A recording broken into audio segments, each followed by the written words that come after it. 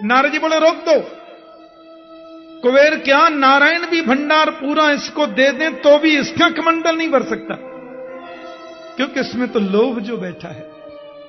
Gym प्रति लाभ लोभ अधिकाई, लोभ रूपी शत्रु का जो विनाश करे सत्ता शत्रुघ्न तो वही है, इसलिए इनका नाम शत्रुघ्न है। लक्षण धाम सुराम पिय सकल विश्व आधार, गुरु वशिष्ठ जही राखे हु लक्ष्मण नाम उदार। जो लक्षण का धाम है, राम का परम प्रिय है। बल्कि सीधी बात आपसे बोलूं, जिसने अपने मन का लक्ष्य राम के चरणों को बना लिया वही लक्ष्मण है। जिसके मन का लक्ष्य है राम की प्राप्ति, राम के चरणों से विलग न होने का संकल्प, वही लक्ष्मण है। बहुत आनंदित हुए सब लोग, पूरी प्रजा आज खुशहाल है। राम राज्य काहू नहीं व्यापा। शंकर जी महाराज के पास तो स्टाम्प पर लिखा पड़ी है। एक बात कह दूं, ये भोले बाबा 2 मिनट से ज्यादा कहीं भी बैठते हैं ना तो उनको राम की समाधि लग जाती है, और राम जी कहीं थोड़ा विराजते हैं तो उनको शिव की समाधि लग जाती है। राम जी कहते हैं मेरे मालिक का नाम शंकर है, शंकर जी कहते हैं मेरे मालिक का नाम राम है। दोनों में ये विनोद चलता ही रहता है, अंदर की कौन जाने। आपने तो सुनी है कथा बड़ी प्रसिद्ध। भगवान राम ने जब रामेश्वरम की स्थापना की तो किसी ने पूछ लिया, क्यों जी रामेश्वर का अर्थ क्या होता है? राम जी बोले बहुत सीधा सा अर्थ है, रामस्य ईश्वर रामेश्वर। जो राम का ईश्वर है उसको रामेश्वर कहते हैं। शंकर जी प्रकट हो गए। हाँ, बोले ये अर्थ नहीं होगा। राम जी बोले तो क्या होगा? शिव जी बोले राम ईश्वरो यस्य स रामेश्वर। राम है जिसके ईश्वर उसको रामेश्वर कहते हैं। अर्थ बदल दिया। राम है जिसके ईश्वर वो रामेश्वर। वो कहते नहीं नहीं, राम का जो ईश्वर वो रामेश्वर। अब दोनों में थोड़ी बात बढ़ रही थी तो ब्रह्मा जी मध्यस्थ बनकर आ गए। प्रभु कृपया आप भी शांत रहें, बाबा आप भी शांत रहें, ये मैं निर्णय कर दूं? बोले हां आप कर दो। रामेश्वर का अर्थ क्या होता है? उन्होंने कहा रामश्चासौ ईश्वरश्च रामेश्वर। जो राम है वो ईश्वर है, जो ईश्वर है वो शंकर है, इसलिए जो शंकर है सो राम है, सो राम है वो शंकर है। झगड़ा मत करो। राम कहते हैं वो मेरे मालिक और ये कहते हैं वो मेरे मालिक, दोनों ही मालिक और दोनों ही सेवक। सेवक स्वामी सखा सिय पिय के, ऐसा गोस्वामी जी लिखते हैं। शंकर जी के 3 संबंध हैं राम जी के साथ में। क्या? बोले राम के सेवक भी हैं शंकर जी, और राम के स्वामी भी हैं शंकर जी, और राम के सखा भी हैं शंकर जी। सेवक स्वामी सखा सिय पिय के, अंदर की कौन जाने। दर्शन करने को आगे भोलेनाथ। आज रात्रि में शिवरात्रि आरंभ हो जाएगी। आज रात से शिवरात्रि का पर्व शुरू हो रहा है। हाँ, आज शाम को शिवरात्रि आएगी। अभी तो त्रयोदशी चल रही है। बोलो जय श्री कृष्ण। और कल दोपहर, कल तक है शिवरात्रि, इसलिए शंकर जी का तो स्मरण आज होना ही चाहिए। तो भोले बाबा जब दर्शन करने को गए, अब उन्होंने सोचा प्रभु के पास में जा रहा हूं तो श्रृंगार पूरा ही करके चलूं, पूरा यूनिफॉर्म पहन के जाना है आज। तो क्या किया मालूम? सबसे पहले तो चिता, गरम गरम चिता की भस्मी आई, और उनके प्रधान सैनिक ने भोले बाबा को चिता भस्म से स्नान कराया। महाकाल में भस्मारती होती है ना, सवेरे चिता की भस्म लगा दी। अब देखो दूसरा सेवक आया, उसने भोले बाबा के सिर की जटाओं को ऐसे ऊपर की तरफ करके काले नाग से बांध दिया। तीसरे ने आकर चंद्रमा का मुकुट पहना दिया। चौथे सेवक ने आकर के बाबा को नागों के बाजूबंद पहना दिया। एक झाड़ पोंछ करके ले आया मुंडों की माला, मैं मुंड माला पहन ली। एक ने आकर के मुंड माला के बीच में घोड़ा पछाड़ सांप लटका दिया। एक लाया झाड़ पोंछकर बाघंबर, बाबा को पहना के छोटे छोटे नाग लटका दिए, श्रृंगार हो रहा है। एक ने आके चरणों में नूपुर में नाग बांधे, कुंडल भी तो हैं, तो बिच्छुओं के 2 कुंडल इधर लगा दिए। आपने कातर देखी है जो चिपट जाती फिर छोड़ती नहीं, चीनी डालो तो छोड़ती है, वो कातर कुंडल के ऐसे लटका दी। कुंडल में थोड़ा ऐसे लटकाती है ना, तो वो लटका दिए। हाथ में डमरू है, त्रिशूल भी है, 3 सूल हैं। तीनों सूलों को जो मुट्ठी में रखे वही तो भोलेनाथ है। तीनों गुणों को, सत्वगुण, रजोगुण, तमोगुणों को जो वश में रखे वही तो त्रिगुणातीत है। पूरा यूनिफॉर्म हो गया। अब तो बाबा नंदीश्वर विराजमान हो गए और जा रहे हैं अयोध्या की नगरियों में।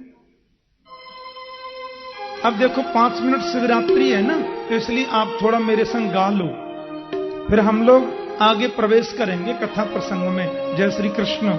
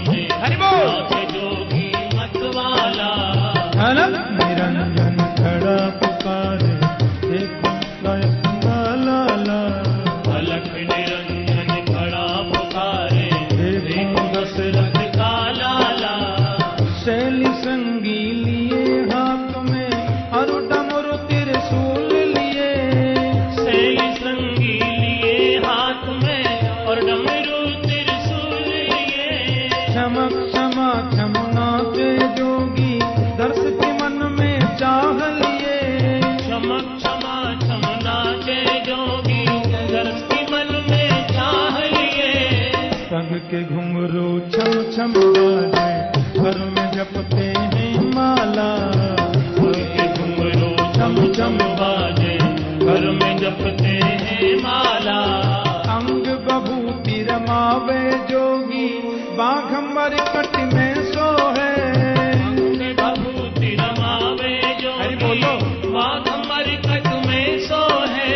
जटा जूट में गंग विराजे, भक्त जनों के मन मोहे, जटा जूट में गंग विराजे, भक्त जनों के मन मोहे। मस्तक पर श्री चंद्र विराजे, गल में सरपन की माला, मस्तक पर श्री चंद्र विराजे, गल में सरपन की माला।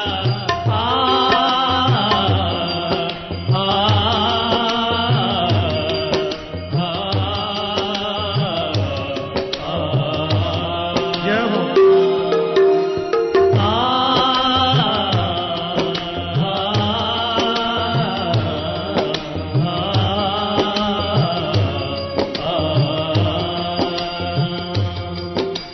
राजद्वार पे खड़ा पुकारे, बोलत है मधुरी वाणी, राजद्वार पे खड़ा पुकारे, बोलत है मधुरी वाणी।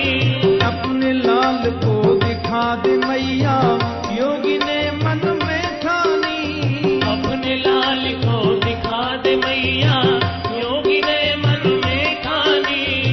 लख हटाओ पर ना मानो, देखूंगा तेरा लाला, लख हटाओ पर ना मानो, देखूंगा तेरा लाला। ओम नमः शिवाय, ओम नमः शिवाय, ओम नमः शिवाय, हरि ओम नमः शिवाय। बोलो ओम नमः शिवाय, ओम नमः शिवाय। ओम नमः शिवाय, हरि ओम नमः शिवाय।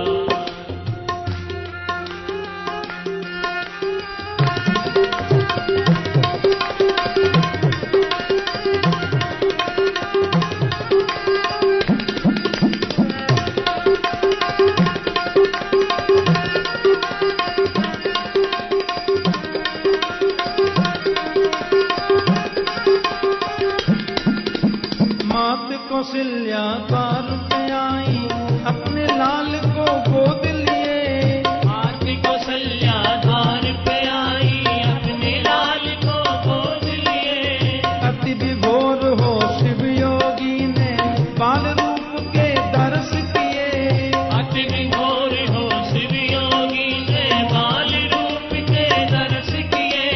चले हैं सुमिरत राम नाम को, कैलासी काशी माला, चले हैं सुमिरत राम नाम को, कैलासी काशी वाला। अलख निरंजन खड़ा पुकारे, देखूं दशरथ का लाला, अलख निरंजन खड़ा पुकारे, देखो दशरथ का लाला। हरे कृष्ण कृष्ण कृष्ण हरे हरे, हरे राम राम राम हरे हरे। हरे कृष्ण कृष्ण कृष्ण हरे हरे, हरे राम राम राम हरे हरे। बोलो हरे कृष्ण हरे। दर्शन करके चले गए, गुरु घर में पढ़ने गए राम जी। अरे क्या पढ़ना है जी, उनको तो सब याद है?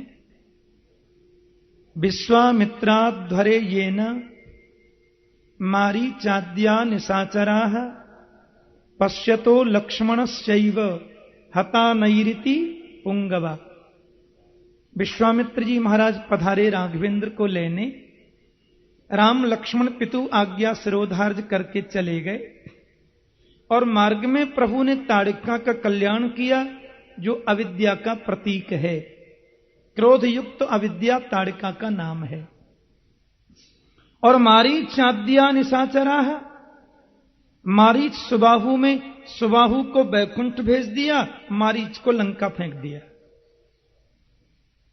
लेकिन भगवान जब जा रहे थे सज्जनों, जनकपुर की ओर जा रहे, ऐसा करुण दृश्य उपस्थित हुआ।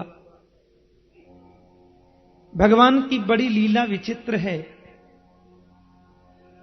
रास्ते में राम जी ने एक आश्रम देखा, ध्यान से सुनना। चारों तरफ वृक्षावली अद्भुत है, लेकिन वृक्ष भी मानो शांत हैं। हवा चलने पर भी ज्यादा हिलते नहीं।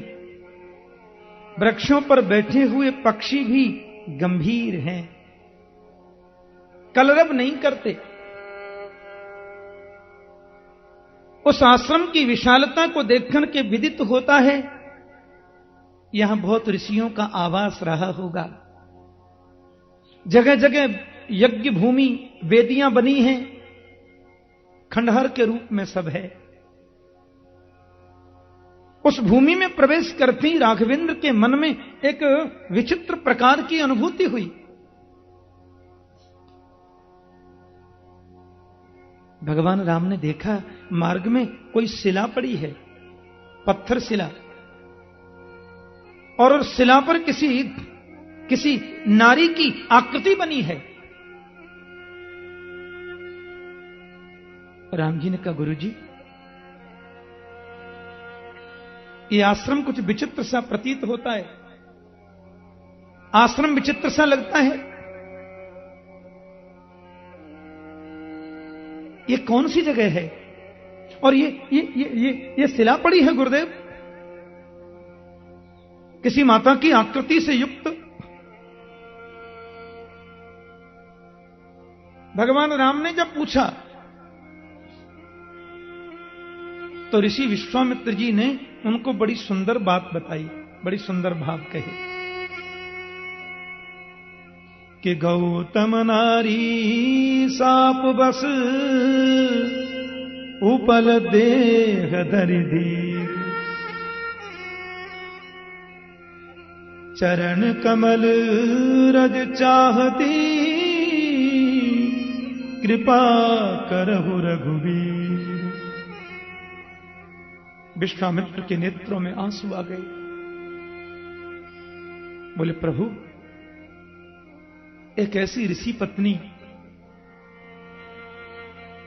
जिसको समस्त ऋषि लोग बहुत आदर दृष्टि से देखते, उस विदुषी नारी से बड़ी भारी भूल हो गई। मुझे लगता है उसने नारी धर्म के विपरीत कुछ कर दिया। देवराज इंद्र के प्रति किंचित आकर्षण हुआ, ऐसा लगता है। ऋषि गौतम ने दिव्य दृष्टि से सब देख लिया और उसको शिला, पत्थर बनने का शाप दे दिया। तब से पत्थर के रूप में पड़ी है इस मार्ग में। चरण कमल रज चाहती, कृपा करहु रघुवीर। इस दोहा में विश्वामित्र जी का आदेश नहीं है, प्रार्थना प्रतीत होती है। आपके चरणों की धूलि को प्राप्त करेगी, इसे मोक्ष मिलेगा। राम जी बोले, आप क्या कह रहे हैं गुरुदेव? किसी ऋषि पत्नी को मैं अपनी चरण धूलि प्रदान करूं? नहीं नहीं, ये आप क्या कहते हैं गुरुदेव? हम रघुवंशी हैं और हमारे वंश की तो ये परंपरा रही है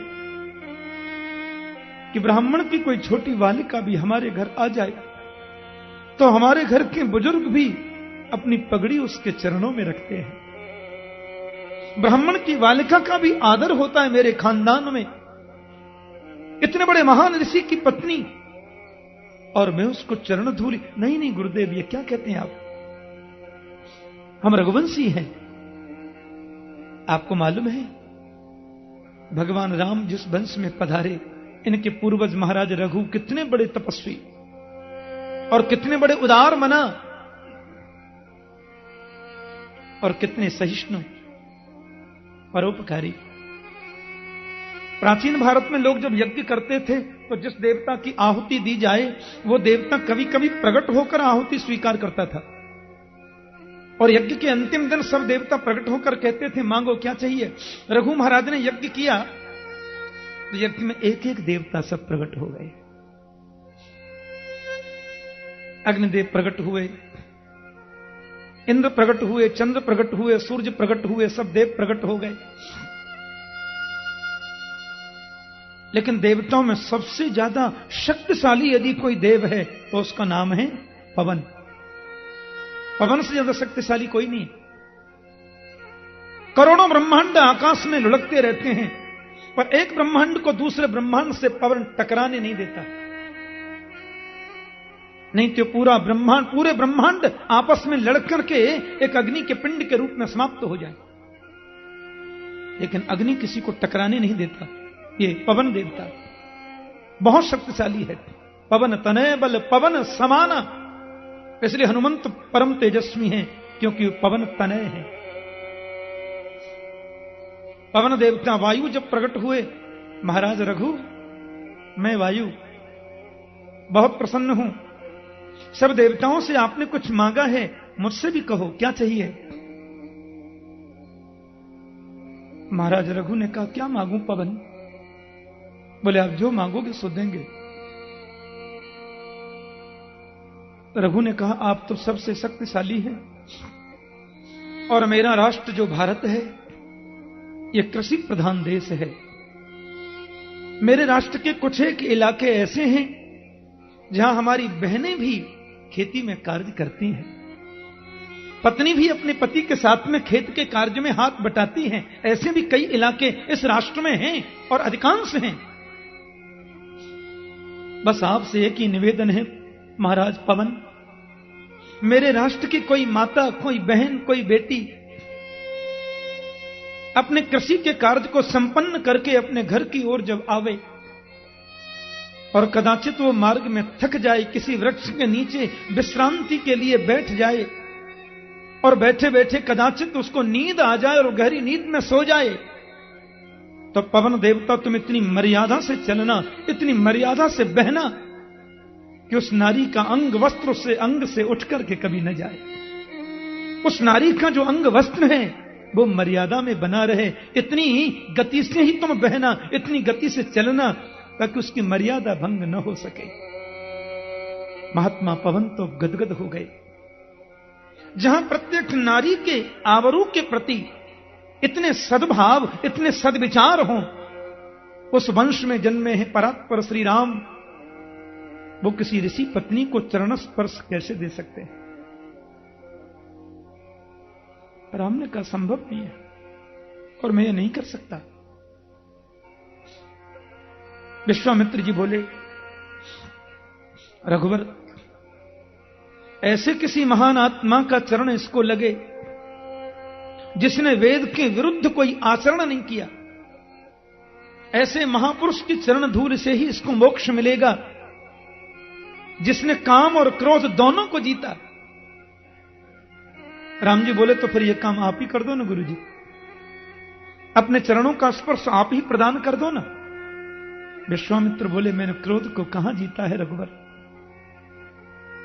आपके कुलगुरु आचार्य वशिष्ठ जी के प्रायः समस्त पुत्रों को मैंने अपनी तलवार से मार दिया। 99 पुत्रों का कत्ल किया था वशिष्ठ जी के महात्मा विश्वामित्र ने, तो मैंने क्रोध को कहां जीता है?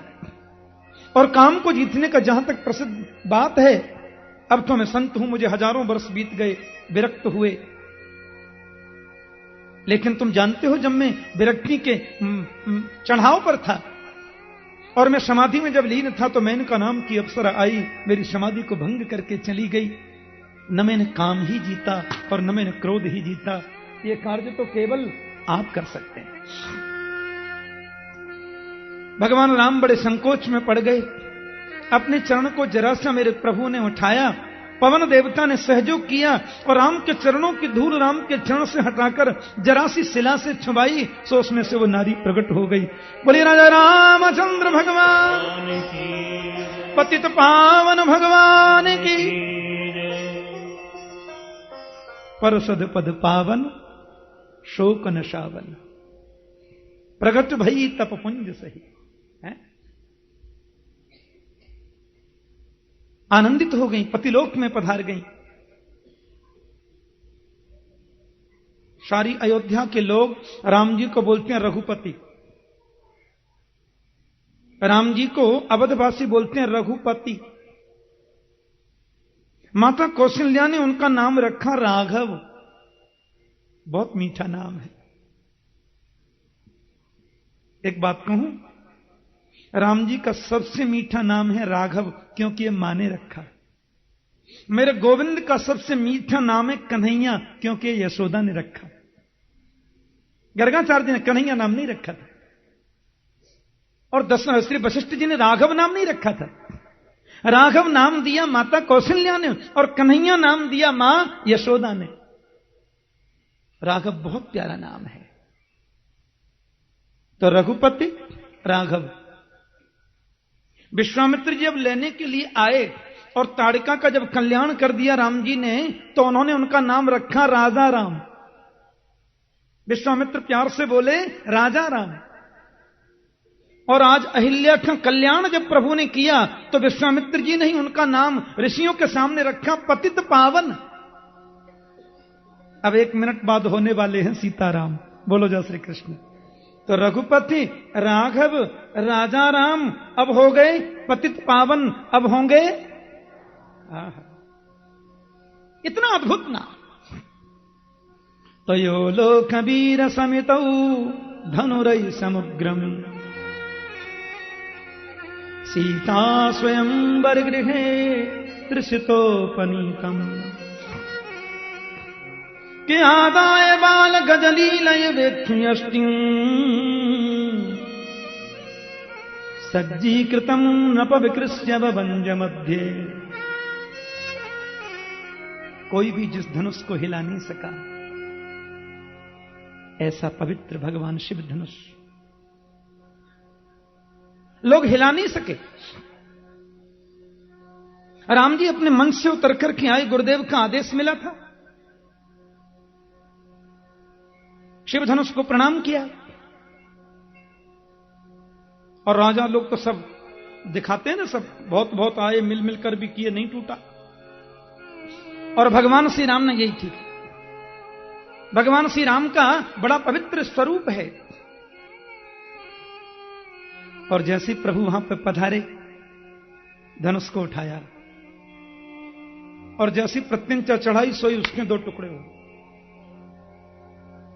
आदाय बाल गजलेल इवेक्ष यष्टिम सज्जी कृतम नप विकृष्य भवंज मध्य, ऐसा लिखा है भागवत में। जैसे कोई हाथी इक्षुदंड को तोड़ दे, कोई हाथी ईख को तोड़ दे, ऐसे प्रभु ने तोड़ दिया। अब तो वह महाराज लाखों नर नारियों की लगी थी भीड़।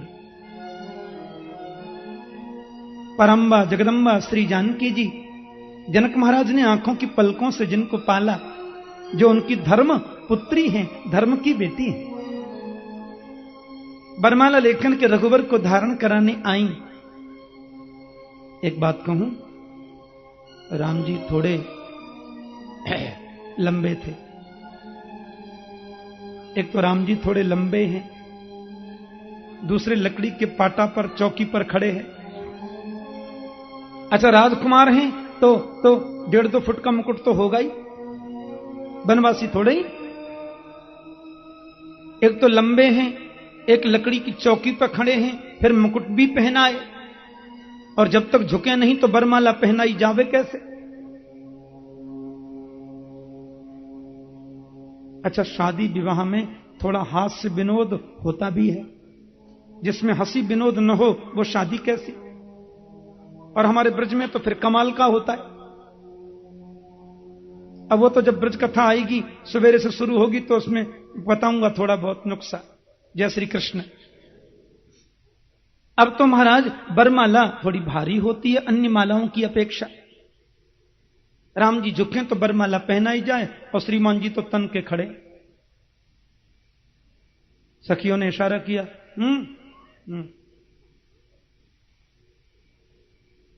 राम जी बोलूं। सखियां बोली, इतनी भारी माला लिए लाडली जी खड़ी हैं, आपको झुकना होगा रघुबर। बोले, हम रघुवंशी हैं। और रघुवंशी जी यहां बड़े बड़े झुक जाते हैं, जल्दी करिए। हां, सेनापति ने हाथ जोड़ के कहा, देखो रघुबर, ये अच्छी बात नहीं है। बेटी जानकी को तो आंखों की पलकों से पाला, इन्होंने तो कभी कष्ट देखा ही नहीं, इतनी देर हुई माला लिए खड़ी हैं। माता जानकी ने कभी जमीन पर पैर नहीं रखा। मैत्री शरण गुप्त ने कविता में यह बड़ा सुंदर प्रस्तुत किया है।